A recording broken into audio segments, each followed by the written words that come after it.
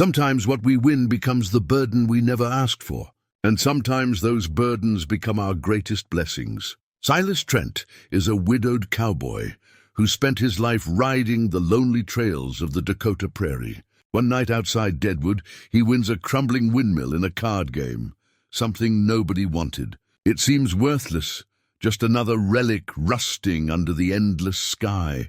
But when his donkey bolts inside and refuses to leave, Silas discovers something that shakes him, a hidden cellar and a woman named Miriam who's been chained there for over a decade, forgotten by the world. What happens when a man, haunted by his past, gets one final chance to do something that truly matters? Before we jump back in, tell us where you're tuning in from. And if this story touches you, make sure you're subscribed, because tomorrow I've saved something extra special for you.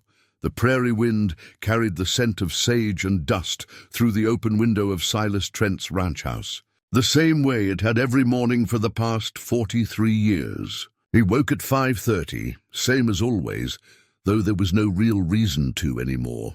The cattle took care of themselves mostly, and Buck the donkey would bray loud enough to wake the dead if his breakfast was late. Silas swung his legs over the side of the bed, his knees protesting the way they always did these days. 68 years old, and he felt every one of them in his joints. The floorboards creaked under his feet as he padded to the kitchen, passing the photographs that lined the hallway. Ruth smiled at him from a dozen frames, her face frozen at different ages. The wedding photo where she wore her mother's dress, the one from their 20th anniversary at Mount Rushmore. The last one, taken just months before the cancer took her, where she stood in this very kitchen with flour on her nose from baking bread, 3 years gone now, and the house still smelled like her sometimes. Or maybe he just imagined it did.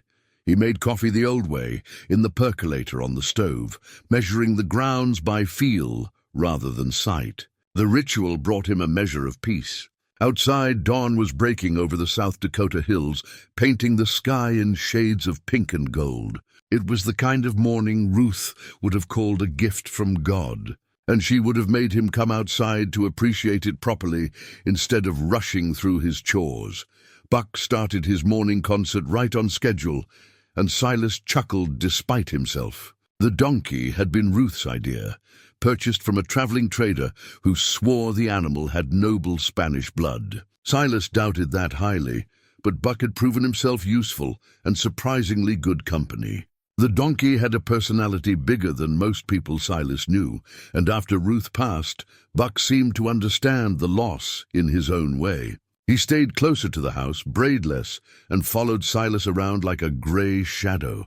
"I'm coming, you noisy fool," Silas called out, pulling on his work boots. They were the same boots he'd worn for 15 years, resoled 3 times by Jimmy Chen down at the cobbler shop.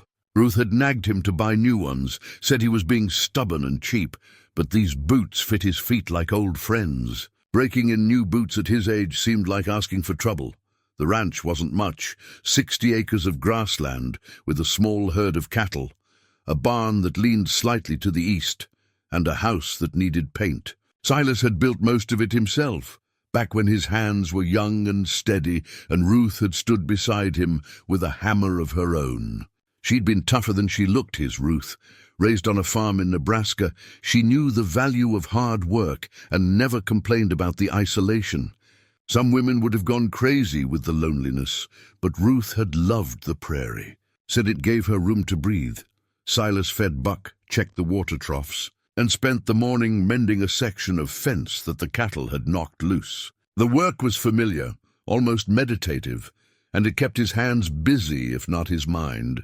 That was the problem with being alone, too much time to think, too much time to remember. He found himself talking to Ruth sometimes out loud, asking her opinion on things, or sharing observations about the weather. Doc Henley said it was normal, part of the grieving process. But Silas wasn't sure if 3 years was still considered normal grieving or if he'd crossed into something else. By noon, the work was done and the heat was settling in heavy. September in South Dakota could go either way, warm as summer or cold as winter, and today was leaning warm. Silas washed up at the pump behind the house, the cold water shocking against his sun-heated skin, and made himself a sandwich. Ham and cheese, same as every day. Ruth used to tease him about his lack of culinary adventure, said he'd eat the same meal every day for a year if she let him. She was right, of course. She was right about most things. The afternoon stretched long and empty. Silas tried to read, a Western paperback from the library, but couldn't focus on the words. He considered driving into town, but couldn't think of anything he needed. The television got 3 channels on a good day, and none of them held his interest. He ended up on the porch, rocking in the chair Ruth had loved, watching the clouds drift across the endless sky. This was his life now. This was what remained after 40 years of marriage, after building a home and tending a ranch and loving someone with everything he had. This emptiness, this quiet, this slow march toward the end, with no particular purpose or direction. He'd served his country once. Korea, back in the early 50s, when he was young and stupid and thought war might be an adventure.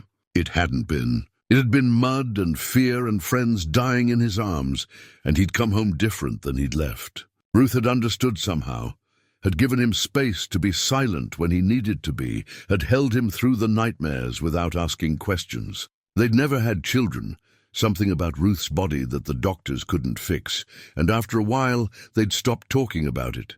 They'd had each other, and for 40 years that had been enough. But now there was just Silas and Buck and the wind that never stopped blowing. Friday nights were different, at least. Friday nights meant cards at Esther Gray's saloon in Deadwood, and that gave him something to look forward to, a reason to shower and put on a clean shirt and drive the 20 miles into town.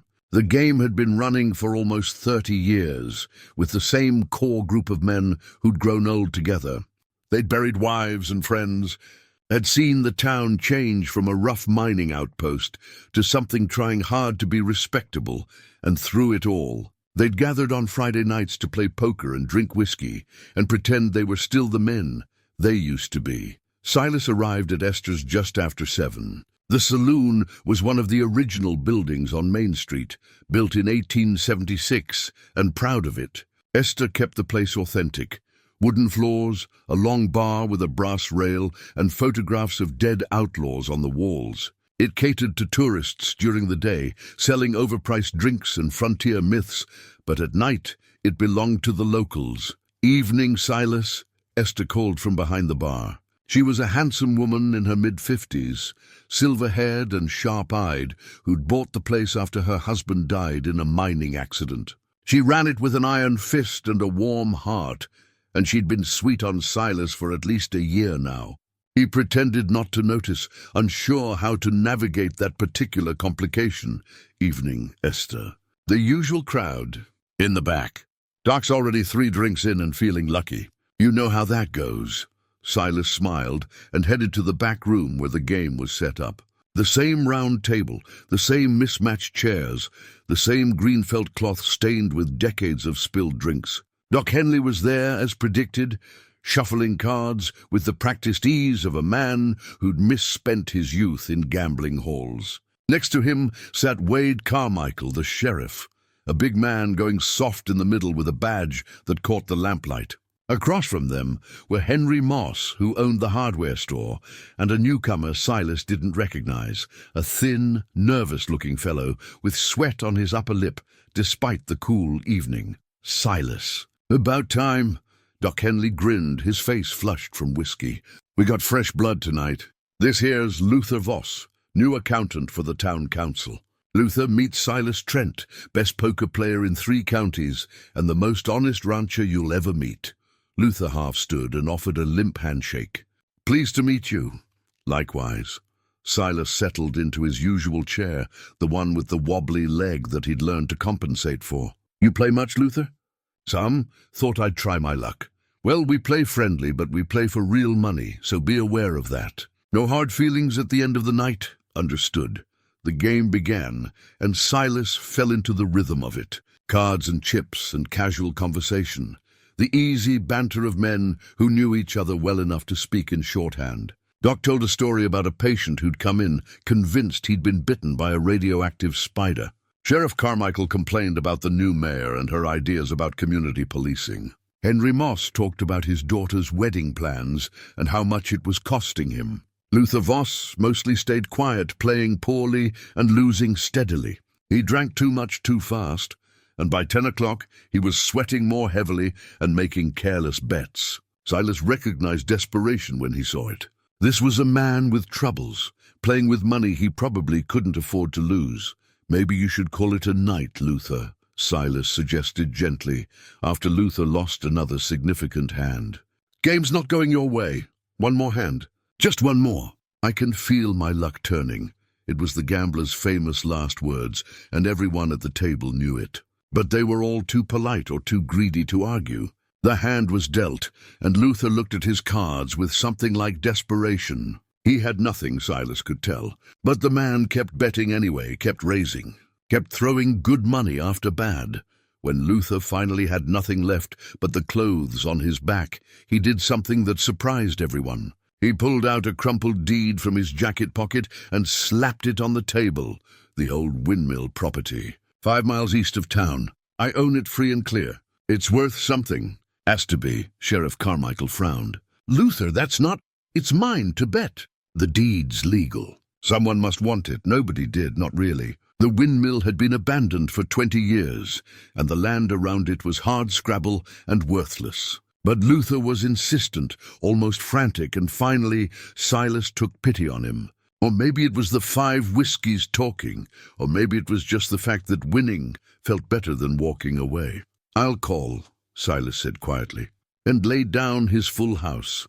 Luther stared at his own cards, a pair of 3s, and something like relief crossed his face. It didn't make sense, losing and looking relieved, but Silas was too tired and too drunk to puzzle it out. He took the deed, shook Luther's hand, and listened to Doc Henley complain about not getting in on the action. The game broke up around midnight. Silas drove home carefully, the deed to a worthless windmill stuffed in his glove compartment, and wondered what Ruth would have said about his new acquisition. She probably would have laughed and called him a soft touch, which would have been accurate.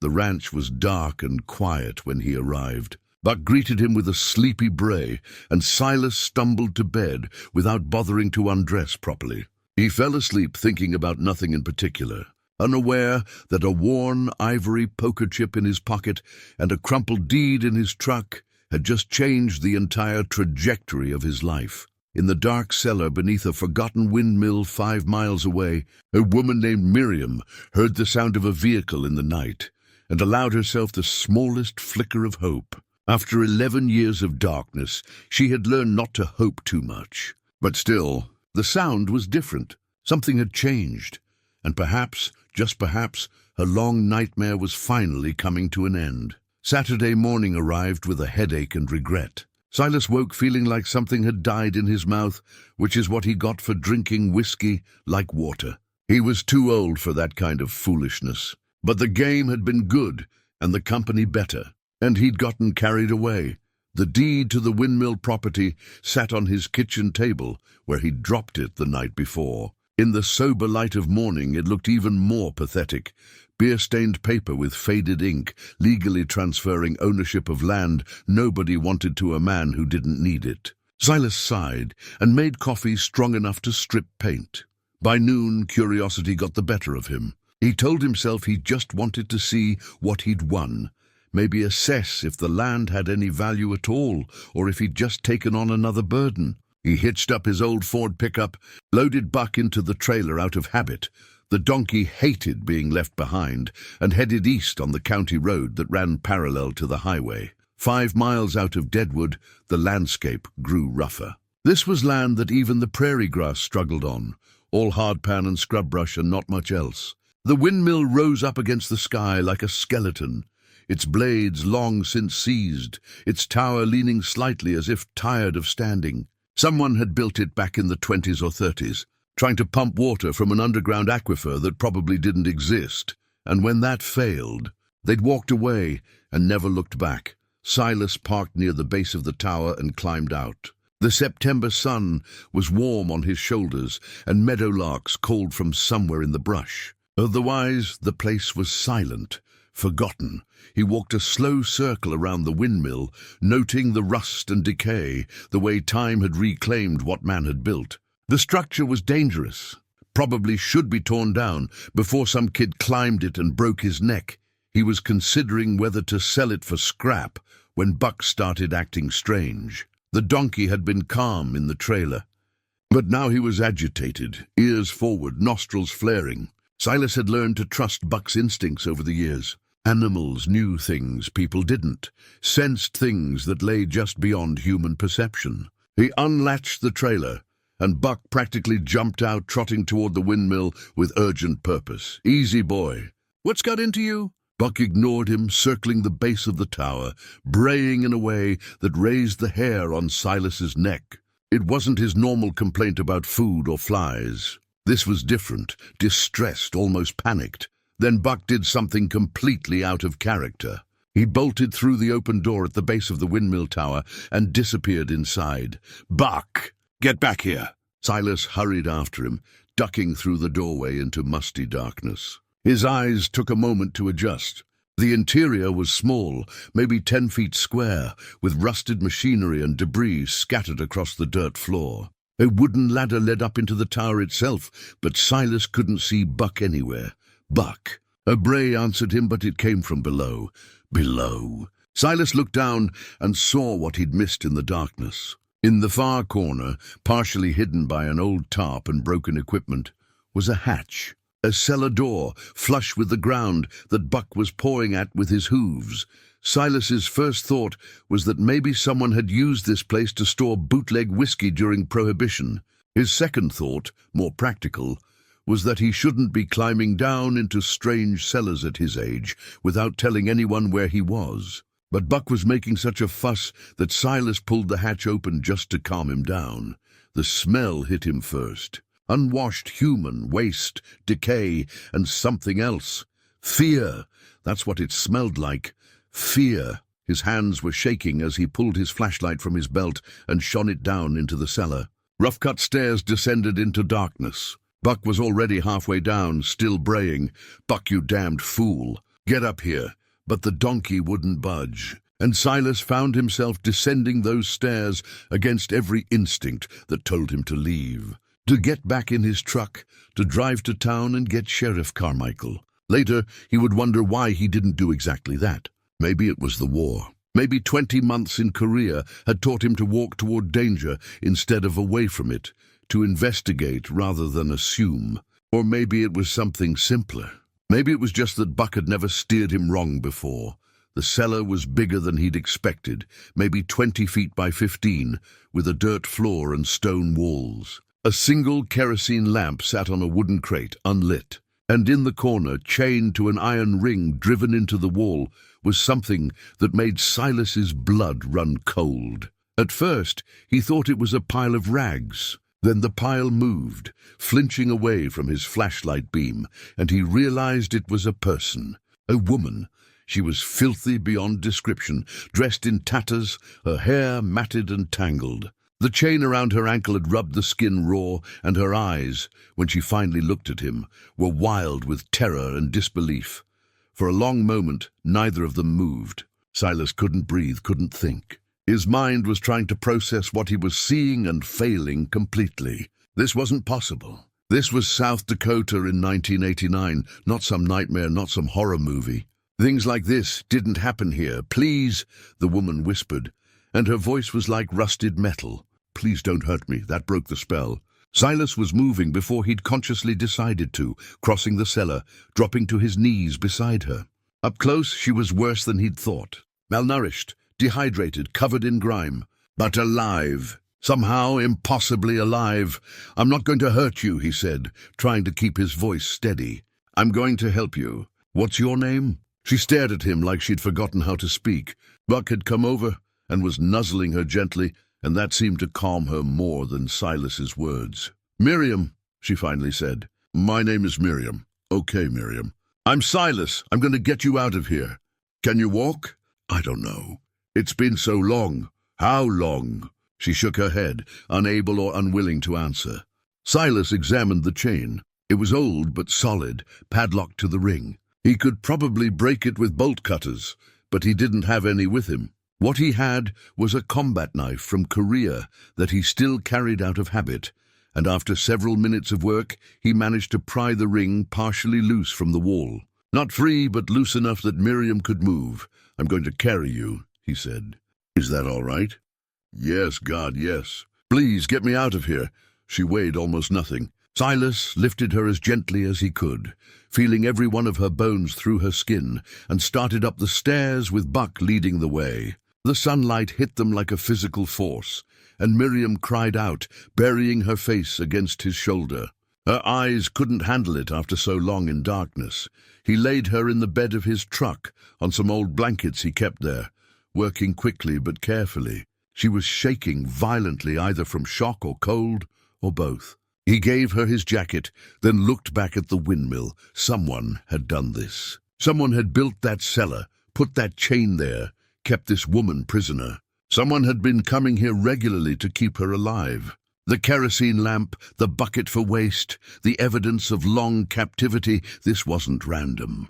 This was deliberate, and Luther Voss had owned this property right up until last night. Silas's mind was racing, putting pieces together, and none of it made sense. Luther had seemed relieved to lose the property, almost desperate to get rid of it.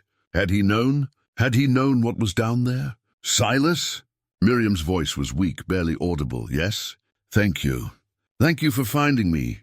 "Buck found you," Silas said, glancing at the donkey who stood guard beside the truck bed. "I just followed." He drove back toward his ranch, not toward town, making a decision that would complicate everything but felt necessary. Miriam needed immediate care, but she also needed protection. If Luther knew what Silas had found, if others were involved, going to the sheriff might put her in more danger.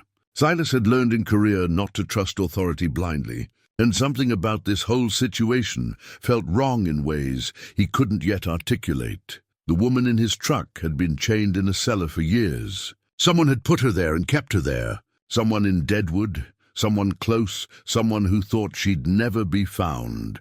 And now Silas, a 68-year-old widower who just wanted to be left alone, was responsible for her survival. He glanced in the rearview mirror at Miriam, who had her eyes closed against the painful sunlight, and felt the first stirrings of something he hadn't felt in 3 years. Purpose, direction, reason to get up in the morning that didn't involve feeding cattle or mending fence.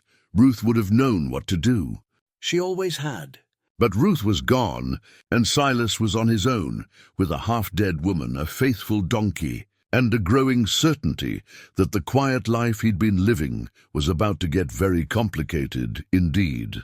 The ranch had never felt so inadequate. Silas carried Miriam into the house, suddenly aware of the dust on every surface, the bachelor disorder of his life, the absence of any feminine comfort that Ruth would have provided. He laid her on the guest bed, the one they'd kept for visitors who never came, and stood there feeling helpless.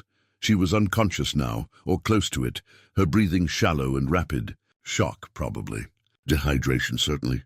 Maybe infection from the wounds on her ankle, where the chain had bitten into flesh. Silas had field training from the army, enough to keep a soldier alive until the medics arrived, but this was beyond him. He needed Doc Henley, but calling him meant bringing someone else into this situation. Could he trust Doc? The man had sat across from Luther Voss just last night, laughing and playing cards, like everything was normal. But Doc was also the closest thing to medical help within 20 miles, and Miriam might die without treatment. First things first. Silas filled a basin with warm water and found clean towels. He'd seen men in shock before, knew that warmth and gentle care could make the difference. He cleaned her face and hands as gently as he could, being careful not to cause more pain. The grime came away in layers, revealing skin that was deathly pale underneath. She was older than he'd first thought, maybe mid-40s, with grey threading through her dark hair. When he touched the chain still attached to her ankle, she whimpered in her sleep. The iron had worn grooves in the metal, and deeper grooves in her. Silas felt rage building in his chest, hot and sharp. Someone had done this to a human being. Someone had reduced a woman to this state and thought nothing of it. He found his bolt cutters in the barn and removed the chain, then bandaged the wound as best he could. The shackle itself he left on temporarily. It would need to be cut off properly, but that could wait. What mattered now was keeping her alive. Buck stood guard outside the bedroom door, refusing to leave his post. The donkey's loyalty was touching and, in its own way, reassuring. Animals knew things. If Buck trusted Miriam, if he'd led Silas to her, then maybe this was meant to happen. By late afternoon, Silas had done everything he could think of. He'd gotten small amounts of water into her, had covered her with every blanket in the house, had cleaned her wounds and tried to make her comfortable. But she needed real medical attention, and his own limitations were clear. He picked up the phone and called Doc Henley. "Doc, it's Silas Trent." "Silas, how's the head this morning?" "I'm feeling 2 days dead and not improving." Doc's voice was jovial, slightly hoarse from last night's whiskey. "Doc, I need you to come out to my place. Bring your medical bag and don't tell anyone where you're going." The joviality disappeared. "What's happened? Are you hurt?" "Not me. Just come and come quiet. It's urgent. Give me 20 minutes. Silas hung up and went back to check on Miriam. She was stirring, her eyes moving beneath closed lids. When he touched her forehead to check for fever, she jerked awake with a small cry of terror. "Easy," he said softly. "You're safe. You're at my ranch. Nobody's going to hurt you." She looked around wildly, taking in the room, the window with actual sunlight, the clean bed beneath her. Then she looked at Silas and started to cry. Not loud sobbing, just quiet tears that ran down her thin face, and somehow that was worse. "I thought I'd die there," she whispered. "I thought nobody would ever find me. Well, somebody did. You're out now. I've got a doctor coming to look at you." Her eyes widened with alarm. "No, you can't tell anyone." "He'll find out." "He'll..." "Easy now. Doc Henley's a friend and he's discreet. You need medical help, Miriam. You're in bad shape." She struggled to sit up, panic giving her strength she shouldn't have had. "You don't understand. The person who did this, he's powerful. He'll know if word gets out. He'll finish what he started." "Who is he?" She shook her head, either unable or unwilling to say. Silas caught her hands gently, feeling how thin her wrists were, how her pulse fluttered like a trapped bird. "Listen to me. I served in Korea. I've seen terrible things, and I've done a few myself that I'm not proud of. Whatever you're afraid of, whatever happened, I can handle it. But first, we need to keep you alive. Will you trust me that far?" She searched his face for a long moment, then nodded slowly. "All right. But please be careful, please." "I will. Now lie back down before you fall down." Doc Henley arrived exactly 20 minutes later, his black bag in hand, and concern written all over his face. Silas met him at the door, kept his voice low. "What I'm about to show you, Doc, it stays between us for now." "Understood." "Silas, you're scaring me." "Good, you should be scared. Come on." He led Doc to the guest bedroom. Doc took one look at Miriam, at her condition, at the shackle still on her ankle, and went very still. "Dear God. I found her at that Windmill property I won last night. She was chained in a cellar." Doc set his bag down with shaking hands. His face had gone pale, and something flickered in his eyes that Silas couldn't quite read. Shock, certainly, but maybe something else too. Recognition. "Doc, you all right?"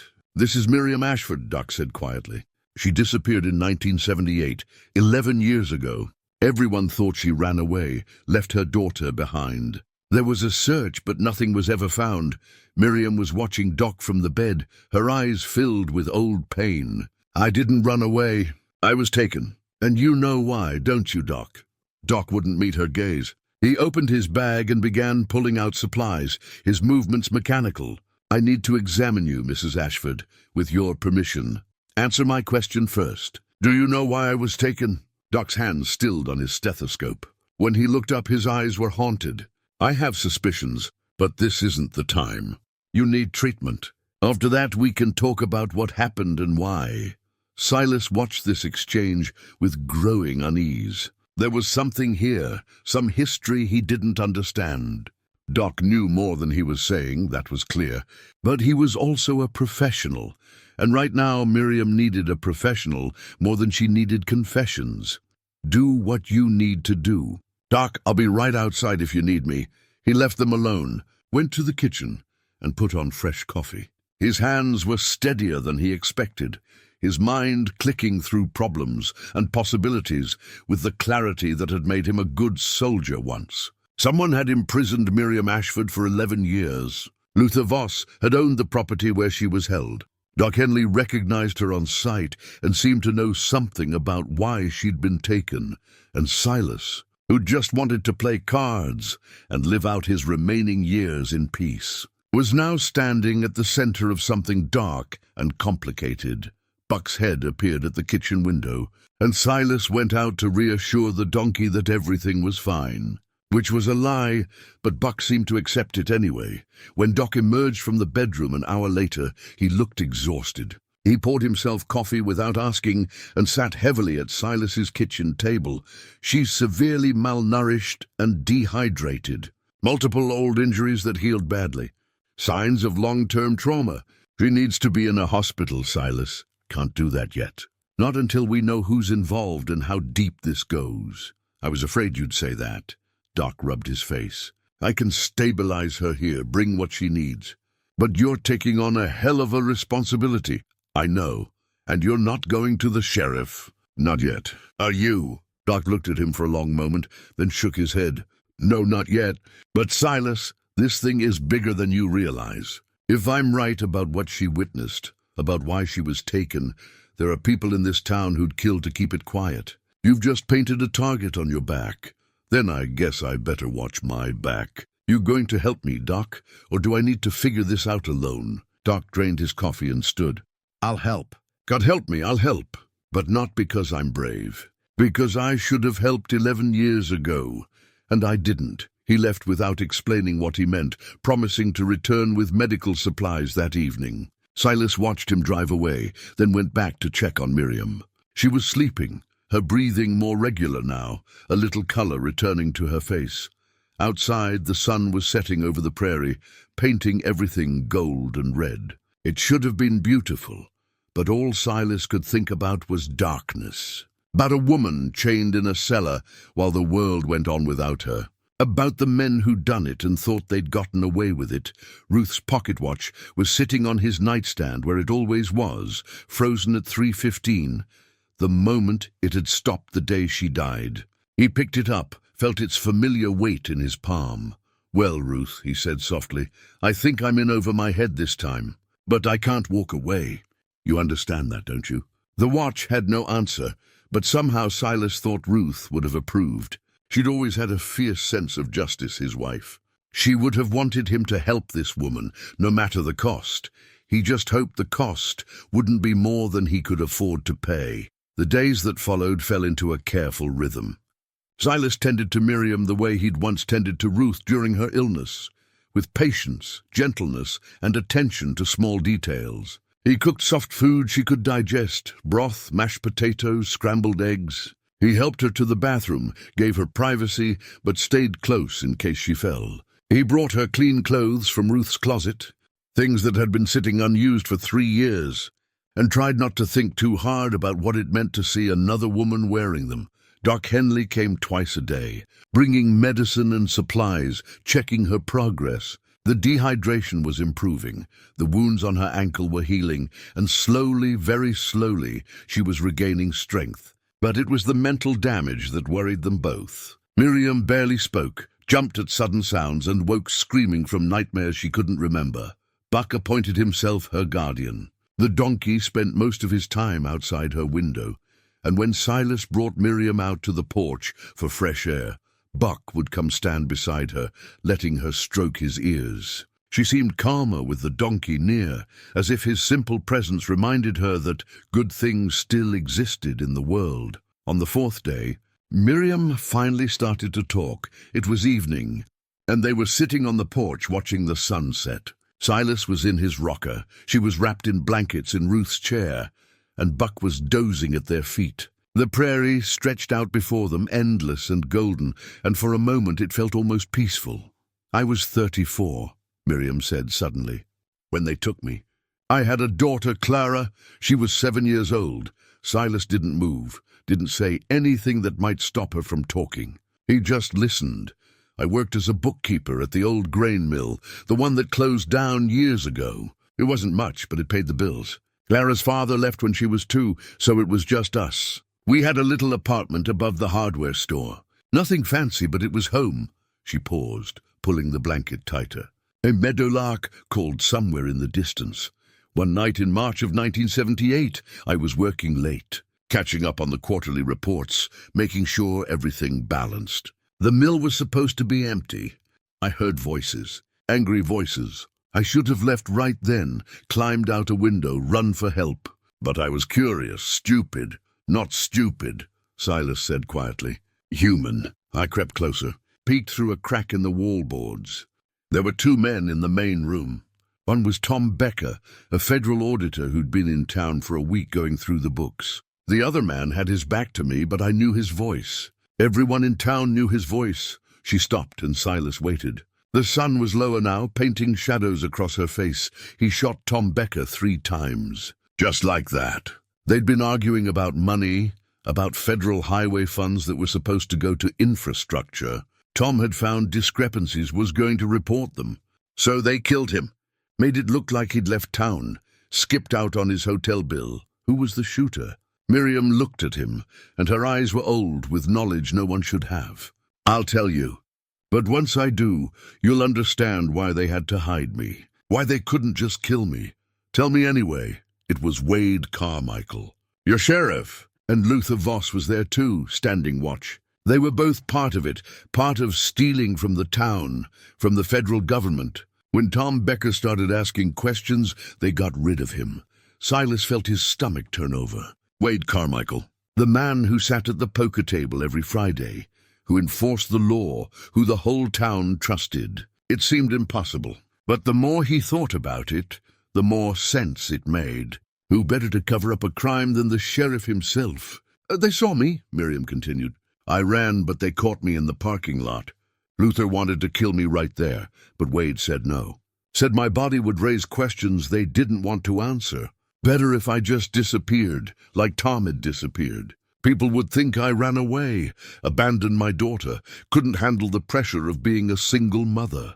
It wouldn't be the first time something like that happened, so they built the cellar. No, the cellar already existed, had been there since Prohibition days. Luther had inherited the Windmill property from an uncle, knew about the hidden room.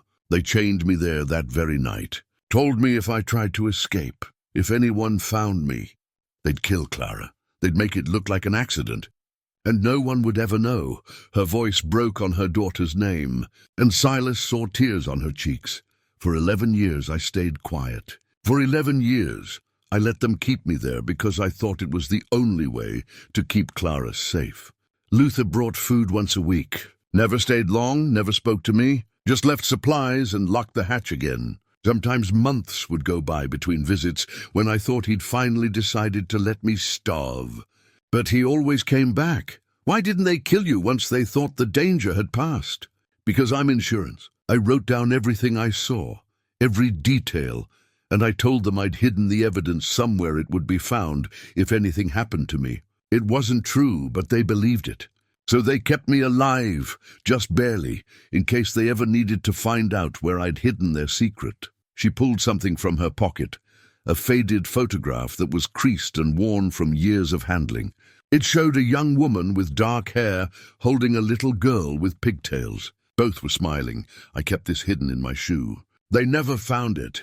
On the worst days, I'd look at this picture and remember that Clara was out there somewhere, living her life, and that made it bearable. Silas took the photograph carefully, looking at the faces. Miriam had been pretty once before the cellar, before the years of darkness. And the little girl looked happy, secure in her mother's arms, with no idea what was coming. We're going to find her, Silas said. Your daughter. We're going to find Clara and tell her you're alive. She probably hates me. Thinks I abandoned her. Then we'll explain what really happened. We'll make this right, Miriam. All of it. She looked at him with something like hope, though it was fragile, easily shattered. Why are you doing this? You don't owe me anything. You could turn me over to the sheriff, wash your hands of the whole mess. The sheriff is the one who put you there. And as for why, Silas shrugged. My wife Ruth, she used to say that we're all judged in the end by what we did when it mattered. When we had a choice between doing the right thing and the easy thing. This matters. And I choose right. She sounds like she was a good woman, the best. You'd have liked each other, I think. They sat in comfortable silence as the last light faded from the sky. Buck snored softly, and somewhere in the distance a coyote called to its pack. Silas thought about Wade Carmichael and Luther Voss, about how people you trusted could be capable of terrible things. He thought about Miriam, surviving 11 years in darkness because she believed it would save her daughter. He thought about Clara, growing up believing her mother had abandoned her, carrying that wound for most of her life, and he thought about what he was going to do, about all of it. "There's one more thing you should know," Miriam said, her voice barely audible. "I did write it all down. Before they caught me, in those few seconds when I was running, I grabbed a ledger from my desk. It had all the financial records, all the proof of what they'd been stealing. I hid it in the old Methodist church, the one they closed in 1976. There's a loose stone in the basement near the furnace. I put the ledger in a metal box behind that stone." Silas felt his pulse quicken. "After 11 years, it might still be there. It's there. Nobody goes to that church anymore. And that evidence, Silas, it's worth killing for. It shows everything, the embezzlement, the fraud, the names of everyone involved. It's why they couldn't let me go." "How many people are we talking about?" "At least 6 that I could prove. Town council members, businessmen Wade and Luther. They were all taking money, meant for roads and bridges, and putting it in their own pockets. Millions of dollars over the years." Silas let out a long breath. This was bigger than he'd imagined, more dangerous. They weren't dealing with 1 or 2 bad men. They were dealing with a conspiracy that reached through every level of Deadwood's government. "We need that ledger," he said. "Without it, your word alone won't be enough. They'll say you're crazy, traumatized, making things up. I know. But Silas, if we go after it and they catch us, they won't catch us. I didn't survive Korea by being careless. We'll plan this properly, do it smart." Miriam reached over and took his hand, squeezed it gently. Her hands were still thin, the bones too prominent, but her grip was stronger than it had been days ago. "Thank you for believing me, for caring when you didn't have to. We all have to care about something," Silas said. "Otherwise, what's the point?" They stayed on the porch until the stars came out, bright and infinite, in the South Dakota sky. Buck woke up and nuzzled Miriam's hand, and she smiled, the first real smile Silas had seen from her. It transformed her face, made her look younger, made it possible to see the woman she'd been before the cellar. Inside the house, Ruth's pocket watch sat on the nightstand, still frozen at 3:15. But for the first time in 3 years, Silas felt like time was moving forward again, like there was a future worth reaching for, a purpose worth fighting for. Tomorrow they would start planning how to retrieve the ledger. Tomorrow they would begin the process of bringing Wade Carmichael and his conspirators to justice. Tomorrow they would find Clara and give her back the mother she'd lost. But tonight they sat under the stars, 2 broken people who'd found each other by accident or fate or the intuition of a stubborn donkey. And that, for now, was enough. The old Methodist church sat on the eastern edge of Deadwood like a forgotten prayer. Built in 1892, it had served the community for 84 years before declining attendance and a leaking roof forced its closure.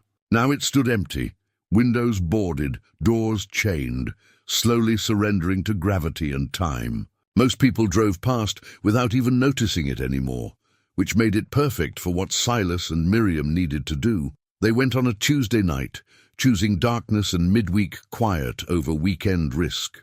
Doc Henley had argued against Miriam going along. She was still recovering, still weak, but she'd insisted. It was her evidence, her hiding place, and she wouldn't trust anyone else to find it properly. Silas drove past the church twice, checking for other vehicles, for any sign they were being watched. The street was empty, dark except for a single streetlight half a block away. He parked behind the building, killed the engine, and sat for a moment letting his eyes adjust. "You ready for this?" he asked. Miriam nodded, though he could see fear in the set of her jaw. This would be the first time she'd been in Deadwood proper since her captivity began. Every shadow might hold Wade Carmichael. Every sound might be Luther coming to drag her back to that cellar. Stay close to me. We get in, get the ledger, get out. 10 minutes, no more. Understood. The back door lock was old and corroded, and Silas had it open in less than a minute with a screwdriver and some patience. The door swung inward with a creak that sounded thunderous in the silence, and they slipped inside. The interior smelled of rot and bird droppings. Moonlight filtered through gaps in the boarded windows, creating patches of illumination in the darkness. Pews still stood in neat rows, though some had collapsed. The pulpit remained at the front, and above it a wooden cross hung at an angle. "Basement entrance is through the sacristy," Miriam whispered, leading the way. Her hands were shaking, but her voice was steady. They found the stairs and descended carefully, testing each step before putting weight on it. The basement was pure darkness, no moonlight penetrating here, and Silas switched on his flashlight. The beam revealed a long, low-ceilinged space filled with abandoned Sunday school furniture, boxes of old hymnals, and a massive furnace that hadn't worked in decades. Over there, Miriam pointed to the far wall. Near the furnace, they picked their way across the basement, and Miriam knelt beside a section of the stone wall that looked like any other. But when she pressed on one particular stone, it shifted slightly. Silas helped her work it loose, and behind it was a gap just large enough for a small metal box. The box was there, exactly where she'd left it 11 years ago. Miriam pulled it out with trembling hands, opened the clasp, and inside was a leather-bound ledger. The pages were yellowed but intact, covered in neat handwriting and columns of numbers. "This is it," she breathed. "This is everything." Silas took the ledger and flipped through it quickly. Even with his limited understanding of accounting, he could see what Miriam had documented. Payments diverted, invoices falsified, money disappearing into private accounts. Names appeared again and again. Luther Voss, Wade Carmichael, Henry Moss from the hardware store, 2 town council members. And a name that made Silas's blood run cold. Esther Gray, Esther who ran the saloon. Esther who'd been sweet on him. Esther who'd hosted the poker game every Friday night. "You all right?" Miriam asked, noticing his expression. "I know these people.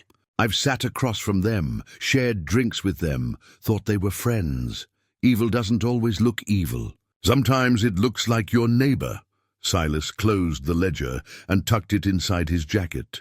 "Let's get out of here before—" The basement door at the top of the stairs opened, and a beam of light cut down through the darkness. Someone was coming.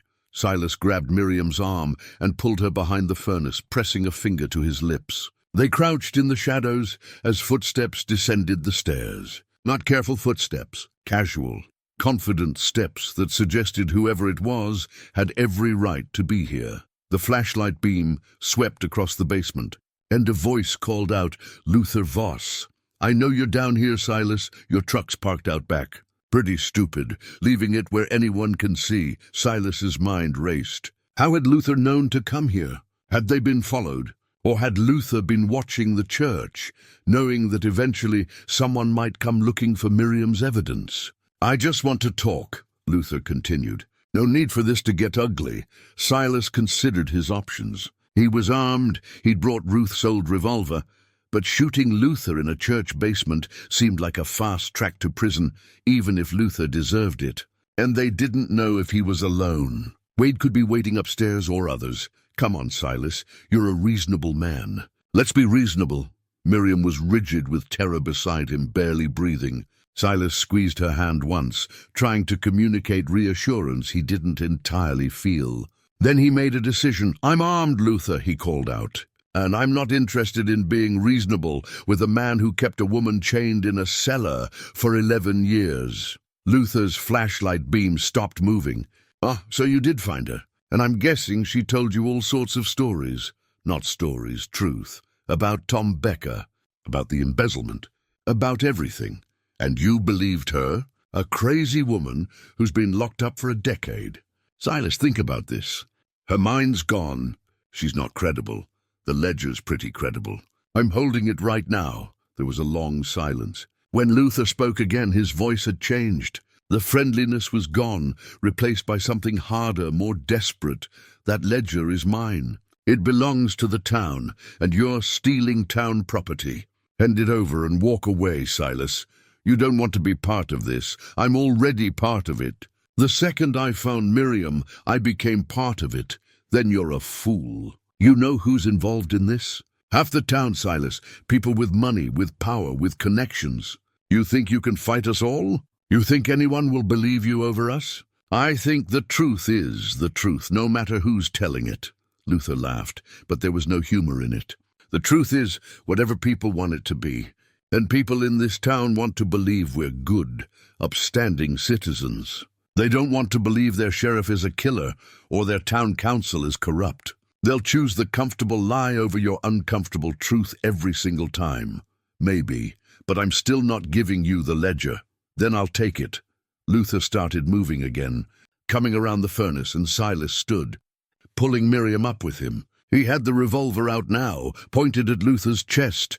That's far enough. Luther stopped, his face illuminated by the flashlight he'd set down. He looked terrible, gaunt, unshaven, with wild eyes that spoke of too little sleep and too much fear. This was a man on the edge, and men on the edge were dangerous in unpredictable ways. You won't shoot me, Luther said.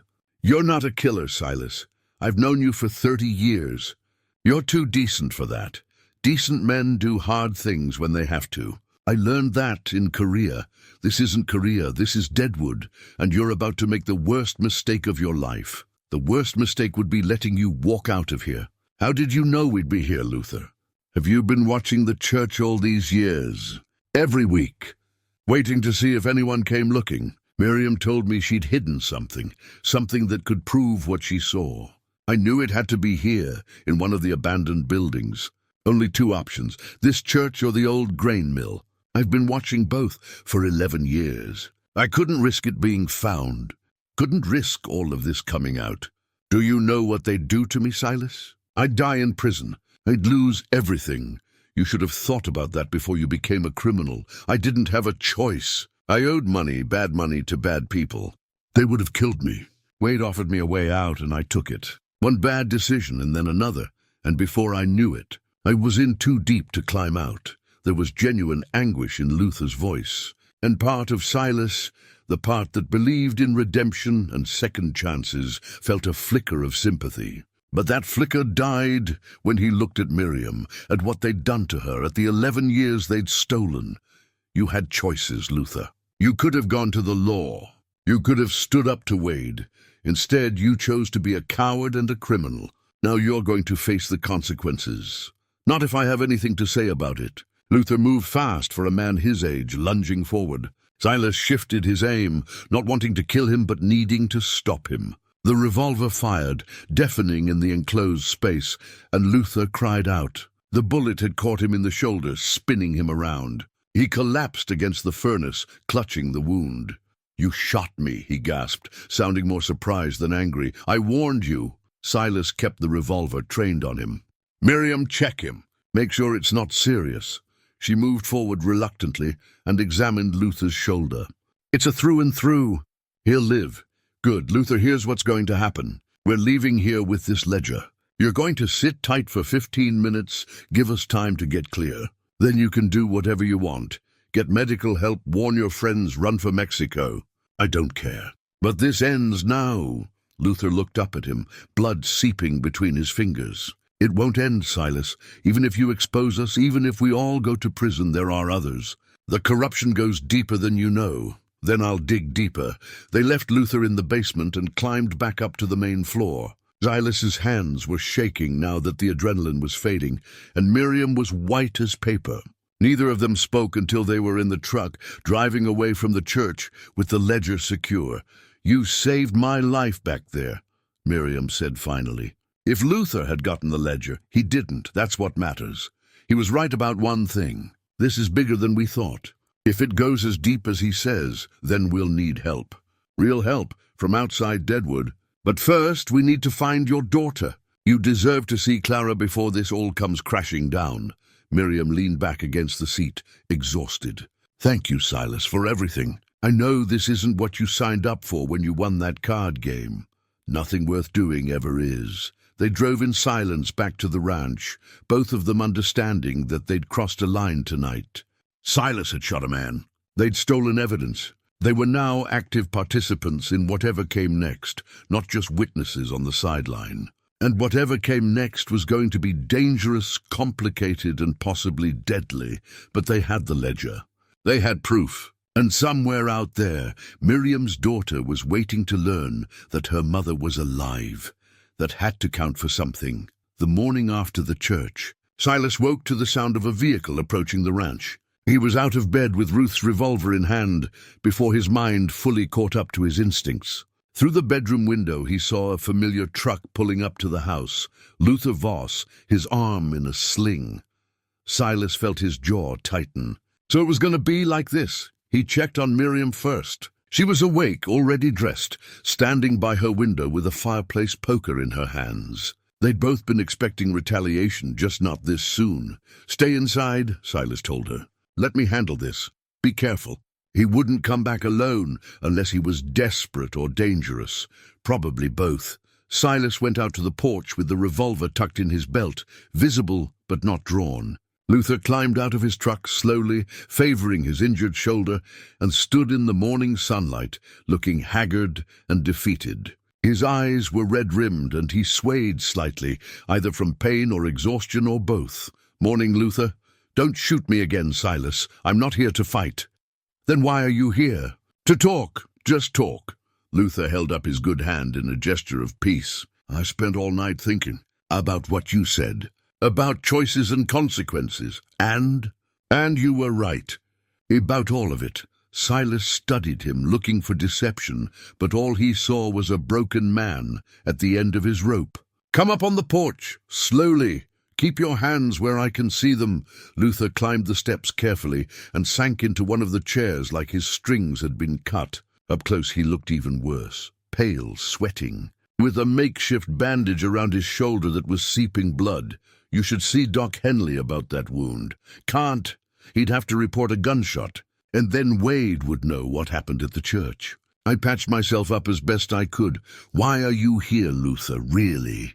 Luther looked out at the prairie, at Buck grazing peacefully near the barn, at the endless sky that somehow made problems seem smaller and life seem longer. When he spoke, his voice was quiet, almost contemplative. "I wanted to tell you I'm sorry for what we did to Miriam, for all of it. And I wanted to warn you, Wade knows something's wrong. He came by my place last night asking questions. I told him I'd been in a hunting accident, but he didn't believe me. He's smart, Silas, smarter than people think. And he's dangerous, I'm aware." "No, you're not." "Not really. Wade Carmichael killed Tom Becker like it was nothing. No hesitation, no regret. The man has ice water in his veins. If he decides you're a threat, then I'll deal with it."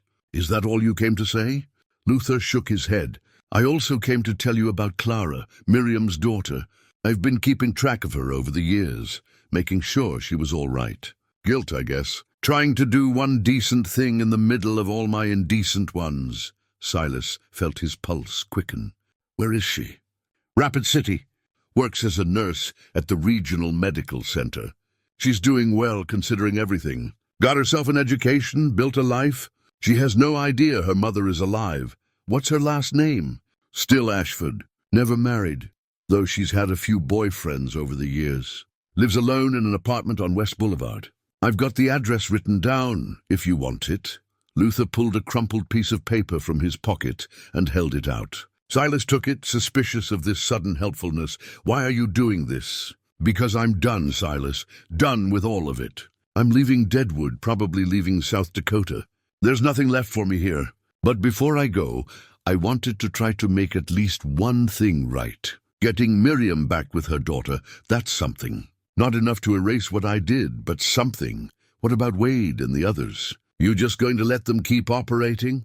That's up to you now. You've got the ledger. You've got Miriam's testimony. Take it to the state police, the FBI, whoever. Burn it all down if you want. I won't stop you. Why would I believe you?" Luther laughed bitterly. "Because I'm a coward, remember? You said so yourself, and you were right. I don't have the courage to keep fighting. I just want to disappear, maybe find some peace before I die. which, given this shoulder, might be sooner than I thought. Silas made a decision he hoped he wouldn't regret. "Come inside. Let me clean that wound properly. Then you can tell me everything you know about the conspiracy, every name, every detail. You'd help me after I tried to kill you. I'd help you because letting you die of infection on my conscience isn't something I can live with. Come on." Inside, Miriam's face when she saw Luther was a complex mix of fear, anger, and something like pity. Luther couldn't meet her eyes. "Mrs. Ashford, I know there's nothing I can say." "Then don't say anything," Miriam cut him off. "Just tell us about Clara." For the next 2 hours, while Silas cleaned and rebandaged Luther's shoulder, they talked. Luther laid out the entire conspiracy in painful detail. It started small, just Wade and one council member skimming a little money here and there. But it grew, became more sophisticated, drew in more people. By the time Tom Becker arrived to audit the books, they were stealing hundreds of thousands of dollars annually. The federal highway money was just the beginning, Luther explained. There was also grant money for schools, disaster relief funds, even money meant for the reservation. They took from everyone, and Wade made sure anyone who asked questions got scared off or disappeared. "How many people has Wade killed?" Silas asked. "Besides Tom?" "2 others that I know of. A journalist who was getting too curious, and a county clerk who found irregularities in the financial records. Both ruled accidents. Wade's good at making things look natural." Miriam had gone pale. "All these years I thought Tom was the only one. I thought if I just stayed quiet, it would be enough." "It was never going to be enough," Luther said quietly. "Once you knew, you became a permanent liability. The only reason you're still alive is because Wade thought he might need you someday, either to find that ledger or to tie up loose ends." "Why tell us this now?" Miriam asked. "What do you get out of it?" Luther looked at her directly for the first time. "Nothing. I get nothing. But maybe, if you and Clara can rebuild some kind of relationship, maybe that means something good came out of this nightmare. Maybe that's worth more than money or power or staying out of prison." After Luther left, promising to be out of the state by nightfall, Silas and Miriam sat at the kitchen table with Clara's address between them. Buck peered through the window, as if sensing the importance of the moment. "Are you ready for this?" Silas asked. "Seeing her after 11 years. "No, but I don't think I'll ever be ready, so we might as well go." Miriam's hands were shaking. "What if she won't believe me? What if she's angry? Or what if she's moved on and doesn't want me in her life? Then we deal with that when it happens." "But Miriam, she deserves to know the truth. She deserves to know her mother didn't abandon her." "I'm scared, Silas, more scared of this than I was of that cellar." He reached across the table and took her hand. "I'll be right there with you. Whatever happens, you won't face it alone." They left that afternoon for Rapid City, a 3-hour drive across the prairie. Miriam spent most of it silent, staring out the window, probably rehearsing what she'd say, or maybe just trying to picture the woman her 7-year-old daughter had become. Silas kept his thoughts on the road and tried not to think about what would happen after this reunion. Because once Clara knew the truth, once they had a witness willing to testify alongside Miriam, they'd have to go to the authorities. And that meant Wade Carmichael would know his time was running out. Men like Wade didn't go quietly. The apartment building on West Boulevard was modest but well-maintained. They climbed to the 3rd floor, and Silas could feel Miriam's fear radiating off her like heat.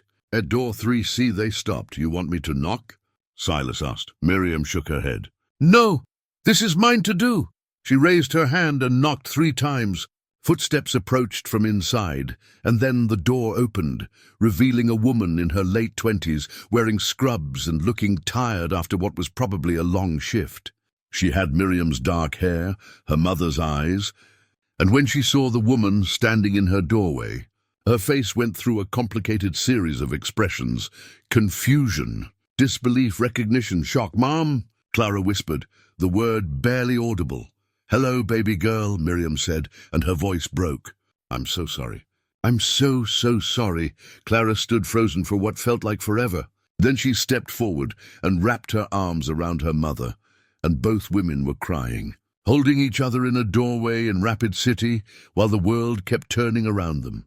Silas stepped back, giving them privacy, feeling his own eyes burn.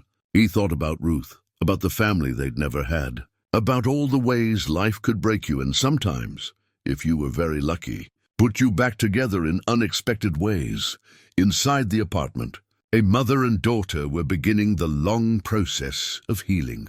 And outside, an old cowboy who'd won a windmill in a card game stood guard, watching for danger and hoping that maybe, just maybe, they'd all get through this alive. The reunion lasted hours. Clara made tea with shaking hands while Miriam told her story, every terrible detail of the 11 years she'd spent in darkness. Silas sat quietly in the corner, letting them have their moment while keeping his eyes on the window and the door. Old habits from Korea, always know your exits, always watch for threats. Clara had built a life, just as Luther said. The apartment was small but tidy, decorated with plants and framed photographs. Pictures of Clara graduating nursing school, Clara with friends, Clara alone but smiling. No pictures of her mother. Those had been put away years ago, too painful to look at. "I thought you left me," Clara said, her voice thick with old grief. "Everyone said you ran away. That you couldn't handle being a single mother.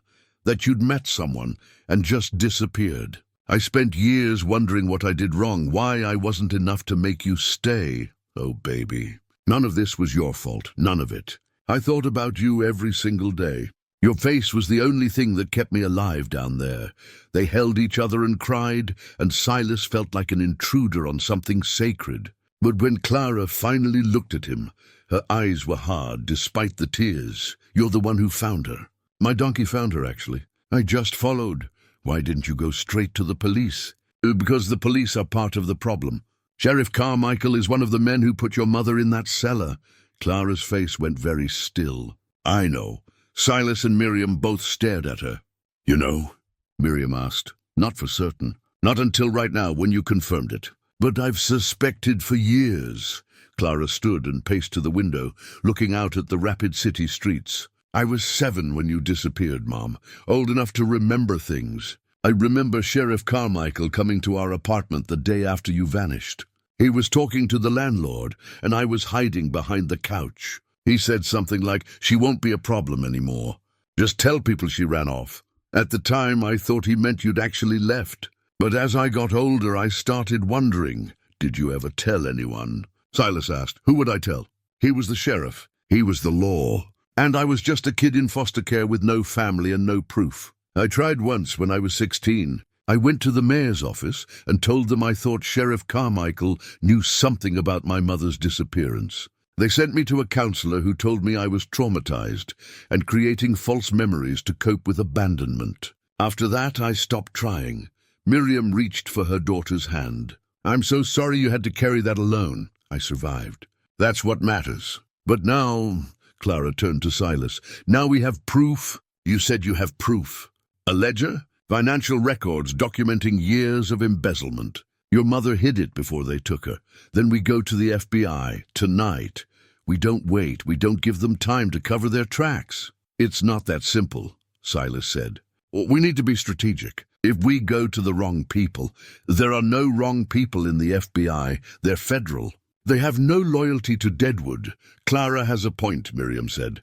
"The longer we wait, the more danger we're in." Silas was about to argue when his cell phone rang. He'd gotten one a year ago, mainly for emergencies, and rarely used it. Seeing Doc Henley's name on the screen sent a chill down his spine. "Doc?" "Silas!" Doc's voice was strained, frightened. "Where are you? Why?" "Because Wade knows. He knows about Miriam, knows you have the ledger. He's coming for you, Silas, tonight. How does he know?" There was a long pause. "Because I told him." The world seemed to tilt. Silas gripped the phone harder, his knuckles white. "What did you say?" "I told him." "God forgive me," I told him. "Wade came to my office this afternoon with proof that I'd been involved from the beginning. He had records, documents with my signature. He said he'd destroy me unless I told him what you were planning. Doc, I'm so sorry, Silas. I'm a coward. I've always been a coward. That's why I went along with it all those years ago. Why I let them keep Miriam in that cellar when I could have saved her." I knew she was there, Silas. I knew from the beginning. Miriam had gone white. He knew? Silas put the phone on speaker so they could all hear. Doc, you need to explain. Right now. I was the one who examined Tom Becker's body after Wade killed him. I signed the death certificate saying it was a heart attack. I helped cover it up because Wade had evidence of some illegal prescriptions I'd written, some controlled substances that went missing from my practice. He threatened to destroy my medical license, my reputation, everything. So I did what he asked. And when they took Miriam, when they needed someone to check on her periodically to make sure she didn't die, that was me too. You're the reason she survived 11 years, Clara said. Her voice cold. Yes. And I'm the reason she suffered for 11 years. I could have freed her at any time. I could have gone to the authorities, but I was afraid of losing everything I'd built. So I kept her alive, kept checking on her and told myself it was better than letting her die. Told myself I was being merciful. That's not mercy, Miriam said. That's evil with a kind face, I know. And I'll have to live with that for however long I have left. But right now you need to know Wade is gathering people.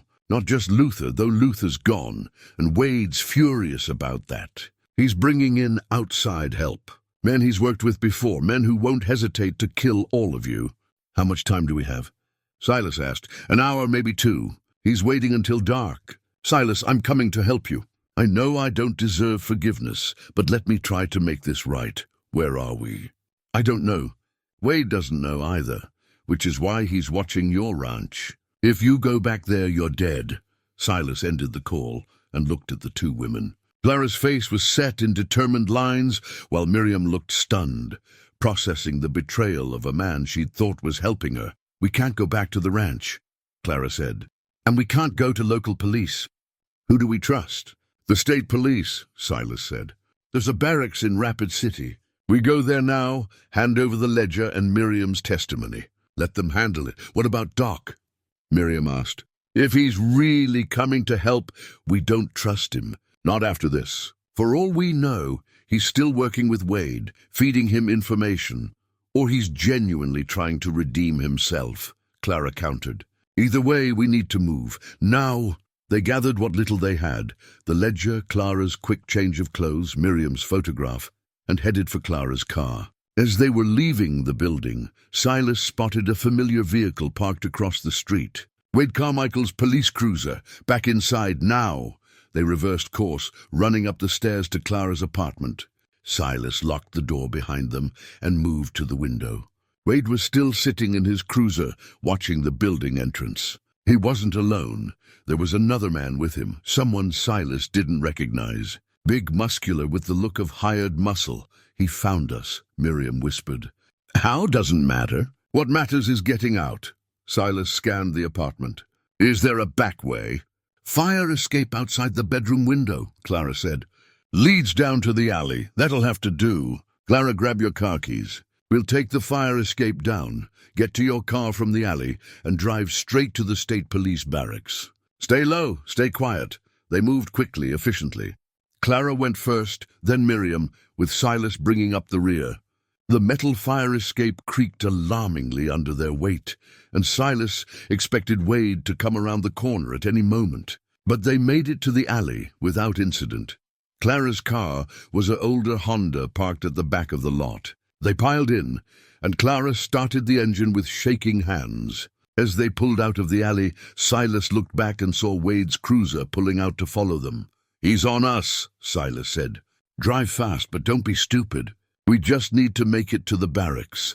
Clara accelerated, weaving through evening traffic. The state police barracks were only 10 minutes away, but those 10 minutes felt like hours. Wade stayed behind them, not trying to stop them yet, just following, waiting for his moment. They were 3 blocks from the barracks when Wade finally made his move. His cruiser surged forward, trying to ram them from behind. Clara swerved, nearly hitting a parked car, and accelerated harder. Almost there, she said through gritted teeth. Hold on! The state police barracks appeared ahead, a solid, official-looking building with cars in the lot and lights in the windows. Sanctuary. Clara pulled into the parking lot and slammed on the brakes. They practically fell out of the car, running for the entrance. Wade's cruiser stopped at the lot entrance. He sat there, engine running, watching them. The message was clear. He couldn't touch them here. But this wasn't over. Inside the barracks, a state trooper at the front desk looked up in surprise at their desperate entrance. "We need to report multiple murders. A conspiracy and kidnapping," Silas said, placing the ledger on the desk. "And we need protection. Right now." The trooper reached for his radio, calling for a supervisor, and Silas allowed himself one moment of relief. They'd made it. They were safe, at least for now. But through the window he could see Wade Carmichael still sitting in his cruiser, patient as death, waiting to see what happened next. And Silas knew with absolute certainty that this was far from over. Wade had too much to lose, had killed too many people, had spent too many years building his empire of corruption. He wouldn't go down without a fight, and that fight was coming, whether Silas wanted it or not. The state police listened to their story for 3 hours. They made copies of the ledger, took statements from Miriam and Clara, examined Miriam's injuries, and documented everything with methodical thoroughness. Captain Martinez, a no-nonsense woman in her 40s, assigned 2 troopers to guard them while warrants were prepared. "This is going to take time," she explained. "We need to verify the ledger, cross-reference the financial records, build an airtight case. Sheriff Carmichael has friends in the state government. We need to be careful. Do this right." "How much time?" Silas asked. 48 hours minimum, maybe 72. "We'll put you up in a safe house until—" "No." Silas stood. "I need to go back to my ranch." Everyone in the room looked at him like he'd lost his mind. Captain Martinez leaned forward, her expression stern. "Mr. Trent, going back to your property is suicide. Wade Carmichael knows what you've done. He's not going to let you testify. My ranch is my responsibility. I've got livestock to tend, a donkey who's probably worried sick, and a life I can't just abandon. Besides, if Wade wants to come for me, let him come on ground I know. Ground where I have the advantage. This isn't a war, Mr. Trent.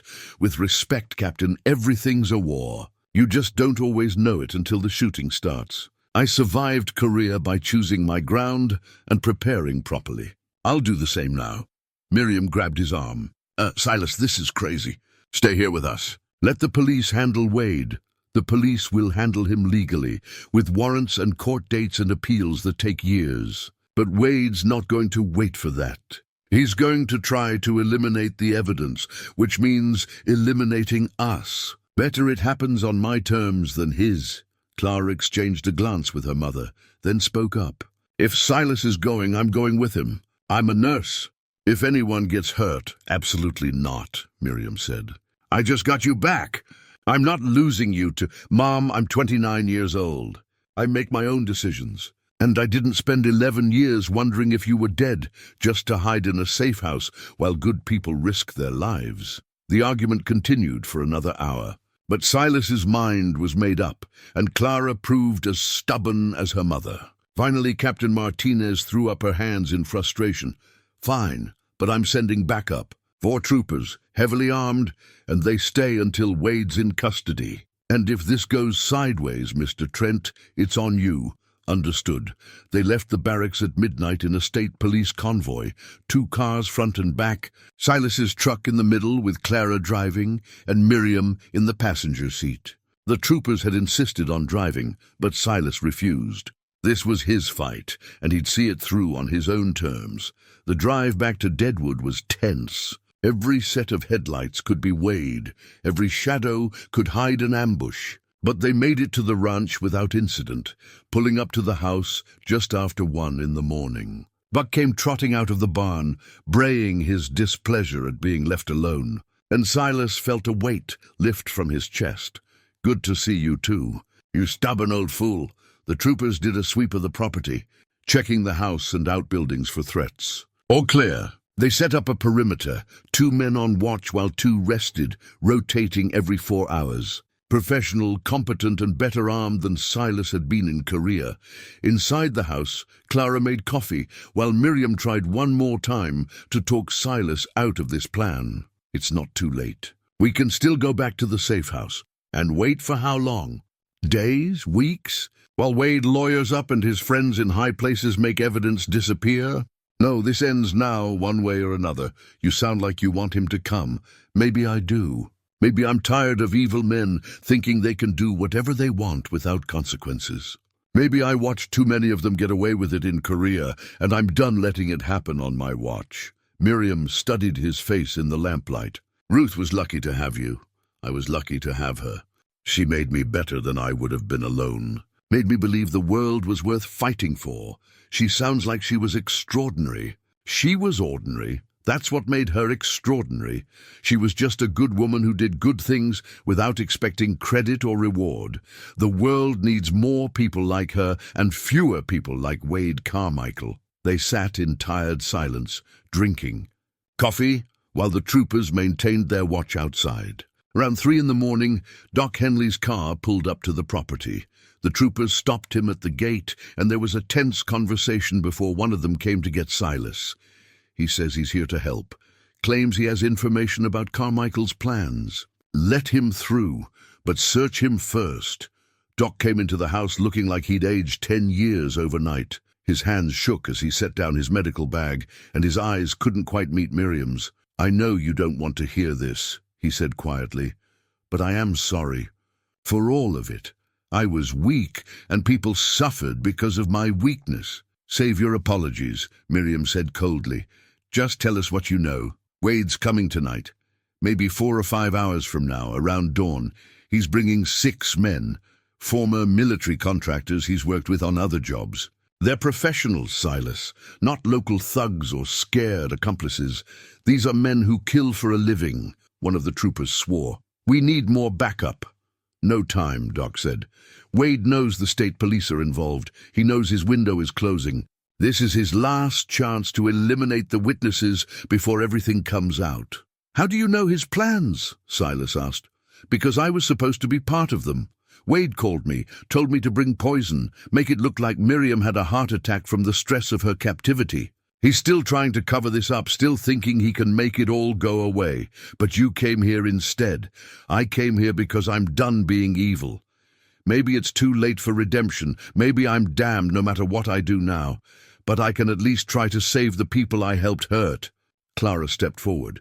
"You said they're professionals. What kind of tactics will they use?" "Military assault. Probably try to cut power first, then use darkness and superior firepower to overwhelm your defenses. They'll assume you're soft targets, civilians who won't put up much fight." "They'll be wrong," Silas said. He moved to the closet and pulled out Ruth's Winchester rifle, his old army pistol, and a hunting rifle he'd used for elk. "Trooper, what are you boys carrying?" "AR-15s, pistols, and 1 shotgun, plus body armor." "Good. Here's what we're going to do." For the next 2 hours, Silas drew on 30-year-old memories of defensive tactics. They moved furniture to create cover, identified fields of fire, established fallback positions. He sent Buck to stay. With a neighbor 5 miles away, the donkey had done his part, and Silas wouldn't risk him in what was coming. Clara inventoried medical supplies, preparing for casualties. The troopers reinforced doors and windows, set up early warning systems with string and cans on the approaches. Miriam watched all this with growing fear. This is really happening. They're really coming to kill us. Yes, but we're ready, more ready than they expect. How can you be so calm? Because I learned in Korea that panic kills faster than bullets. Fear is fine, fear keeps you sharp, but panic makes you stupid, and stupid gets you dead. Doc worked alongside them, his medical training making him useful for setting up a triage area in the kitchen. He didn't speak much, just did what was asked, trying through actions to make up for years of inaction. As dawn approached, they were as prepared as they could be. Everyone had a position, everyone knew their role. The troopers were impressed despite themselves. Silas might be 68, but he planned like a soldier half his age. "You really did this in Korea?" one of them asked. "Every day for 20 months. You never forget how, even when you want to." They waited. The prairie was silent in the pre-dawn darkness, no birds singing yet, just the wind moving through grass and the distant sound of the highway. Somewhere out there, Wade Carmichael and his hired killers were coming. Men with automatic weapons and night vision, men who'd killed before and wouldn't hesitate to kill again.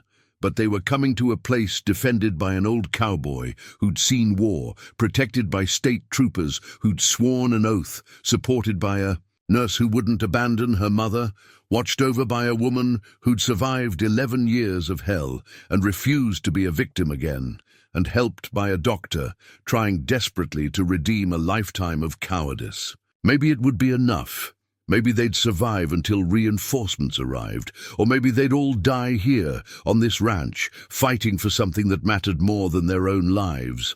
Either way, Silas was at peace with it. Ruth had always said, "You're measured by what you do when the stakes are highest." Well, the stakes couldn't get much higher than this. He checked his rifle one more time, made sure everyone had water and ammunition within reach, and waited for the sun to rise. In the east, the sky was just beginning to lighten, that uncertain time between night and day when the world holds its breath. "They're coming," one of the troopers whispered, pointing to dust rising on the access road. Multiple vehicles moving fast. "Here we go," Silas said. "Remember, make every shot count, stay behind cover, and no heroes. We survive together or not at all." The vehicles were closer now, and Silas could count 5 of them.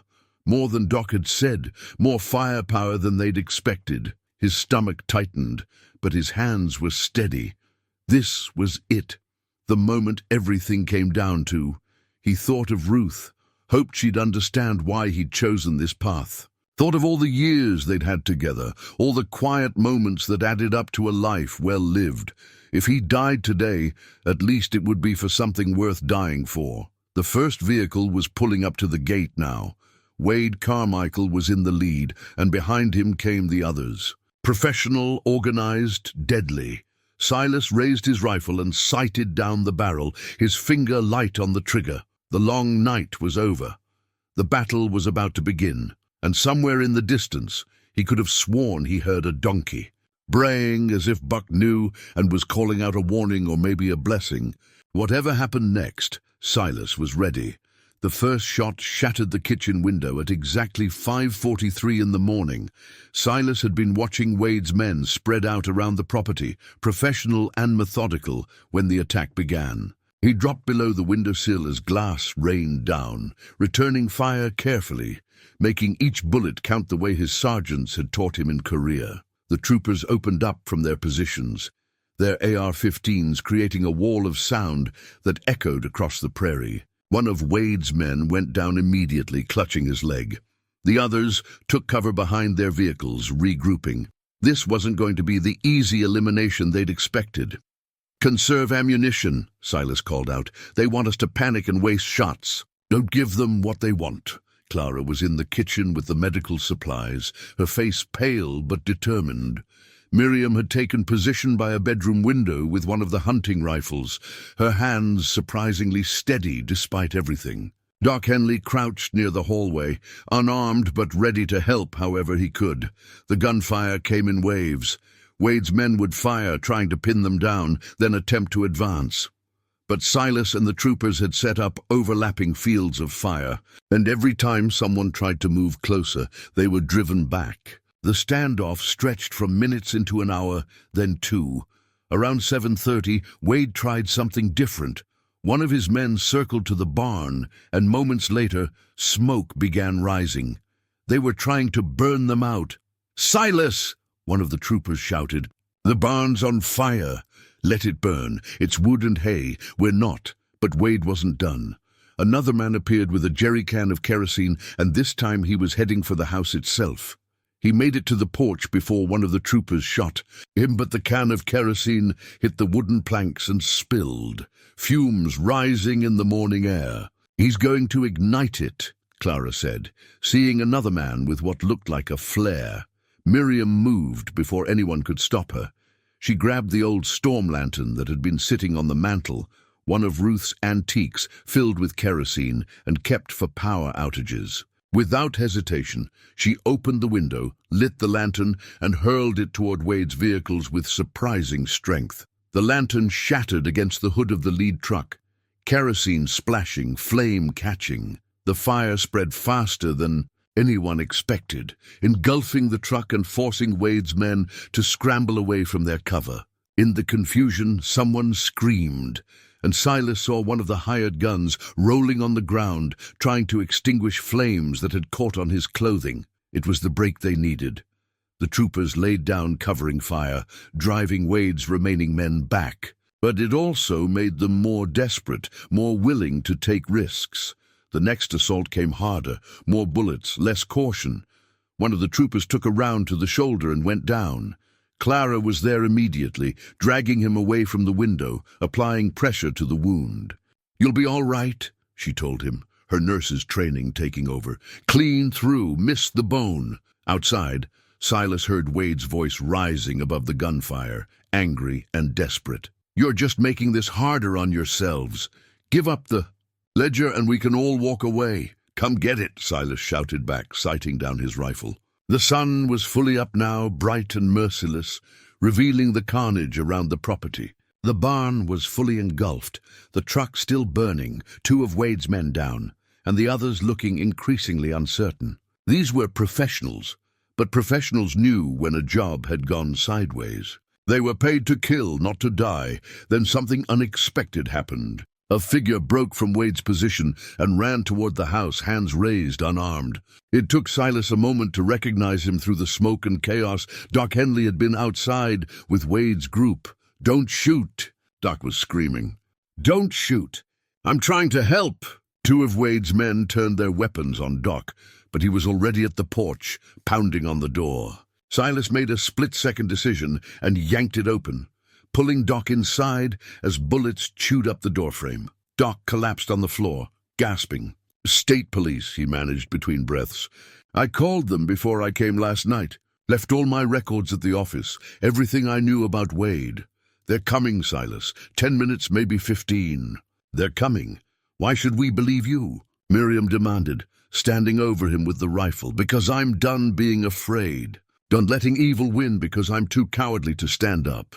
Wade wanted me to poison you all, make it look natural. Instead, I called the state police captain and told her everything.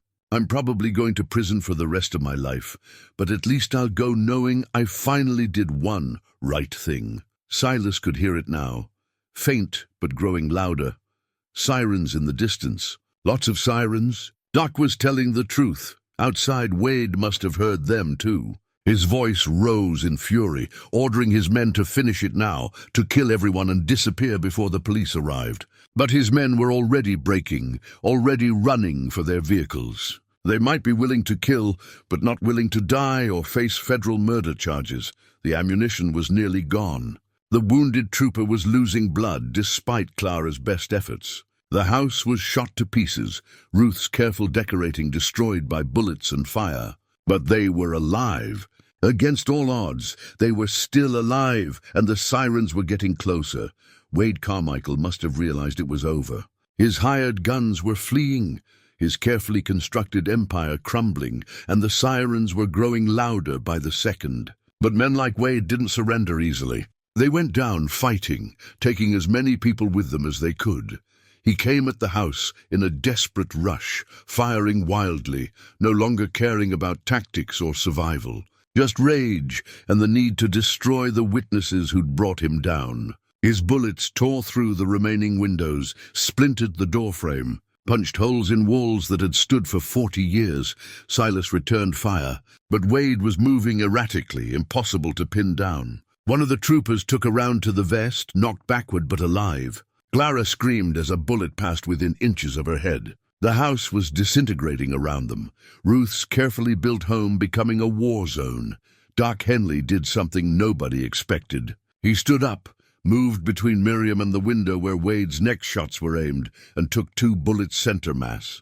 He went down hard, blood spreading across his shirt, and Miriam cried out despite everything he'd done to her. "Doc!" Clara was there immediately, ripping open his shirt, assessing the damage. Lung hit, possible heart involvement. "He's dying, Silas." But there was no time. Wade had made it to the porch, was kicking at the door. One of the troopers met him with the shotgun, and Wade stumbled back, wounded but not down. The man had more lives than a cat and more determination than any sane person should possess. Silas moved to the door, Ruth's Winchester in hand. Through the shattered frame, he could see Wade standing in the yard, bleeding from multiple wounds, his uniform torn and burned. Behind him, the prairie stretched endlessly toward the horizon. And there, low in the eastern sky, was the morning star. Venus, bright and steady, the same star Ruth used to point out during their early morning coffee. The sirens were close now, maybe a mile away. Wade could hear them too. His face went through a series of emotions: rage, fear, desperation, and finally something like resignation. He raised his pistol, not at Silas, but at Miriam, who'd appeared beside him in the doorway. "You did this," Wade said, his voice hoarse. "All of this, because you couldn't just die like you were supposed to." "I survived," Miriam said calmly, "because I had something to live for. Something you'll never understand, hope, and a daughter who deserved to know the truth. I could kill you right now. Take you with me. You could, but it won't change anything. The evidence is already with the state police. Your friends are already being arrested. It's over, Wade. You lost." Silas had his rifle trained on Wade's chest, but the angle was bad. If Wade fired, if his finger so much as twitched, Miriam would die before Silas could stop him. The seconds stretched out, each one an eternity, while Wade's gun hand trembled and sweat ran down his face. "I was somebody," Wade said, and his voice cracked. "I kept this town safe for 20 years. I did good things. Doesn't that count for something?" "Not when you balance it against murder and torture," Silas said. "You know that, Wade. You've always known it." The first state police vehicle came roaring up the drive, followed by two more. Officers poured out, taking positions, weapons trained on Wade. A loudspeaker crackled to life, ordering him to drop his weapon and get on the ground. Wade looked at the overwhelming force arrayed against him, then back at Miriam. For a moment, Silas thought he might do it, might pull the trigger and go out in a blaze of violence. But something in Wade's eyes changed. The fight went out of him. His hand lowered, and the pistol dropped to the dirt. "I'm done," he said quietly. "I'm just done." State troopers swarmed him, taking him into custody with efficient brutality. Wade didn't resist, just stood there, with his hands being cuffed behind his back, staring at nothing. They led him to one of the vehicles, and he passed within feet of Silas, without looking at him. Captain Martinez appeared, surveying the damage, the burning barn, the shot-up house, the wounded men scattered around the property. "Jesus Christ, Trent, you fought off a military assault." "Had good help," Silas said, suddenly exhausted. "You need to get Clara more medical supplies. We've got wounded." Inside, Clara was still working on Doc Henley. The old physician was conscious, but fading, his breathing labored and wet. Miriam knelt beside him, holding his hand despite everything he'd done. "I'm sorry," Doc whispered. "For all of it. I should have been braver." "You were brave when it mattered," Miriam said. "You saved my life just now. One good thing. Maybe Ruth's God will count that for something." "He will," Silas said, kneeling beside them. "I'm sure he will." Paramedics arrived, loading Doc onto a stretcher along with the wounded trooper. They'd both survive, the paramedic said, though Doc would be in surgery for hours. As they carried him away, Doc looked at Silas one more time. "Take care of them. Miriam and Clara. They deserve happiness after everything." "I will." The sun was fully risen now, burning off the smoke, revealing the full extent of the damage. The barn was a total loss. The house would need major repairs. Ruth's garden was trampled, her flowers crushed. But the windmill in the distance still stood, that weathered sentinel that had started all of this. Miriam moved to stand beside Silas, and Clara joined them. Three people who'd been strangers a week ago, now bound together by violence and survival, and something that felt like family. "What happens now?" Clara asked. "Now we rebuild," Silas said. "The house, the barn, our lives, all of it. Together?" Miriam asked quietly. Silas looked at her, this woman who'd survived 11 years of hell and still had the strength to hope, to trust, to believe in tomorrow. He thought about Ruth and knew she would approve, would want him to embrace life again, to find purpose and companionship in whatever time he had left. Together, he said, and meant it. 3 months later, Deadwood was a different town.